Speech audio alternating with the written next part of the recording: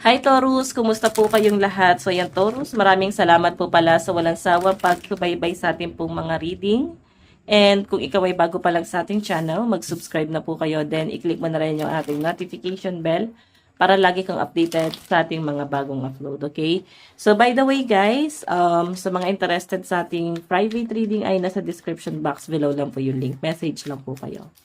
Okay, so ngayon lang ulit ako guys gagawa ng weekly kasi alam niyo naman na busy. Okay, so Taurus, tignan natin na ba yung mga possible na kaganapan sa inyo this week. Taurus, Sun, Moon, Rising, and Venus sign.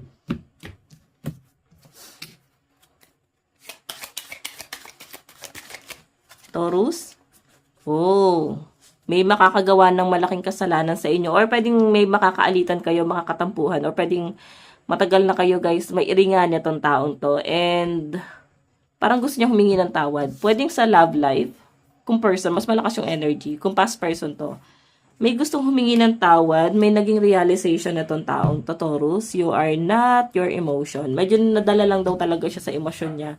Kung bakit may mga bagay siyang nagawa na pwedeng ikagalit mo or kasama ng loob mo. So, yung sinasabi lang dito guys, wala parang the damage has been done. Parang ganon. Nasaktan mo na ako, nagawa mo na, so wala nang second chance. Parang ganyan. So, applicable to guys, kaibigan man yan, karelasyon, sa tao man yan, or sa kung ano man, no? Pwede siya doon. In general naman siya. By the way, check pa natin, Taurus. Meron tayong drama pre. Ayun, ayaw mo na makinig ng drama Pwedeng sa kaibigan din guys, no? Kung masyadong madrama yung kaibigan nyo, lagi na lang naglalabas ng sama ng loob sa inyo, lahat ng negative. Ayan. So, possible guys na hindi na kayo guys ready makinig pa sa drama niya. Kasi na-absorb nyo lang guys yung negativity na tong taong to. So, medyo magiging distant ka dito at natuto na ang mga Taurus. Okay? Parang hindi worth it makinig sa drama ng taong yan. Parang ganon. Check pa natin.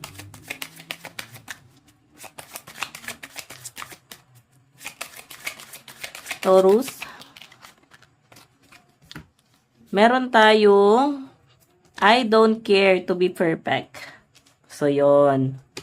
Ikaw naman kasi yung taong sobrang simple mo lang. Hindi mo kailangan maging perfecto, hindi mo kailangan parang may mapatunayan sa kanila or sa sarili mo. Mas nakikita kita dito na someone na kung ano lang yung kaya mong gawin, hanggang dun lang. And okay na sa inyo yan guys, hindi na para ma-pressure pa. So, yun yung nasa sense ko dito, Taurus, no? Okay? So, hindi ka trying hard na tao. Hindi mo, ayun nga, hindi ka people pleaser. Hindi mo tinatry na parang pag makaawa yung sarili mo para lang i-accept ka nila. So, nandun ka lang sa kung ano lang yung kaya mo. So, sino yung magstay, okay lang. Sino yung hindi magstay, okay lang. Ganon. Okay? Kaya mo mapag-isa. Hindi mo idedepende sa ibang tao. Check pa natin. Taurus, Sun, Moon, Rising, and Venus sign. So, kung magpipick ka man ng someone na pwede yung pagkatiwalaan, isa circle mo lang is mga close friend lang siguro talaga. Yung talagang proven and tested na. Okay? Check pa natin, Taurus. Meron tayong what if you could send your problems away today? So, yan. Diba? Sisimulan mo na siya this week.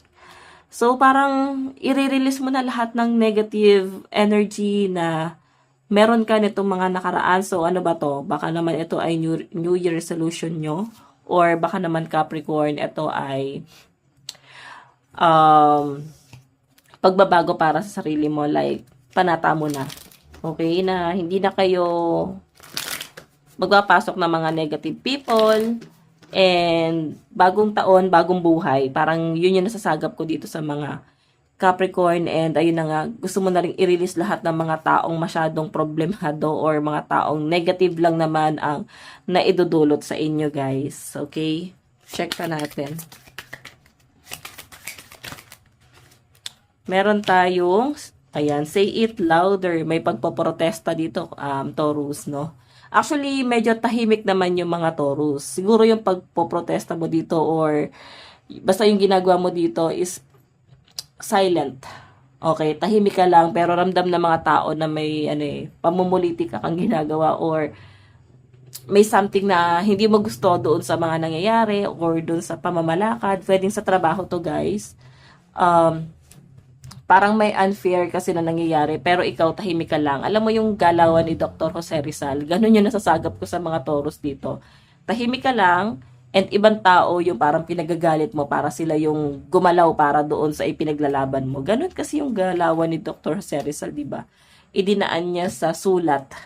Ayan o. Dinaan niya sa sulat or sa libro. Yes, sa libro tapos nabasa ng mga tao and naliwanagan sila na, oh nga, parang tama. So, maraming tao or Pinoy yung parang naging palaban and ganun yung nakikita ko sa inyo. Okay? Magaling ka ha? May pagka-reverse psychology yung nasa-sense kong energy mo dito this week. Check pa natin, Taurus. Additional message. Wow, ang daming blessing daw guys na possible na paparating sa inyo this week. Alam mo kung bakit blessed ka or bine-bless ka this week? Kasi nga tignan mo lahat ng negatibo, sisimulan mo na siyang i-detach this week. Hindi siya guys ganun kadali kasi nasa circle mo eh. Pero at least hindi ka na basta makikisali sa problema ng iba. Ayaw mo na masyado guys ma-involve sa problema ng iba. Ganun. Meron tayong daydream. So possible na may travel din kayong iniisip. Taurus. Something na dagat.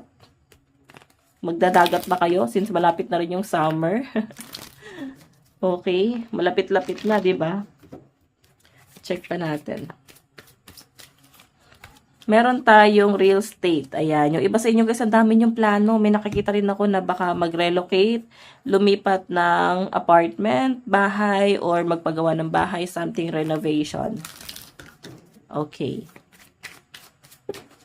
Meron tayong savings. Ayan, grabe Taurus.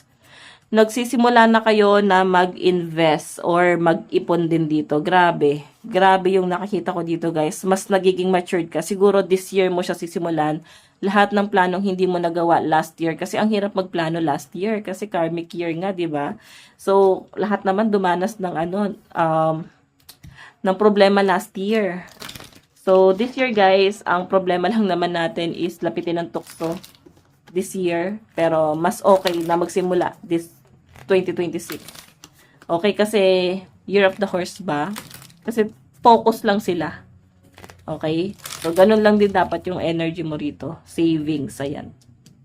So, magpo-focus ka sa mga something property and may mga pag-iipon. Grabe, no? Stability yung nakikita ko sa inyo. So, lucky number nyo this week is 23, 61, 70, and 49. Advice. Meron tayong talk less and feel more. Ayun na nga, di ba, overall energy mo. Ayun, no, talk less. Hindi ka na basta-basta nakikipag-usap. More on observant yung energy mo daw. And tuloy-tuloy mo lang yung ganong energy. Taurus, ito lang po ang inyong reading. Maraming salamat. God bless and love you all. Bye-bye.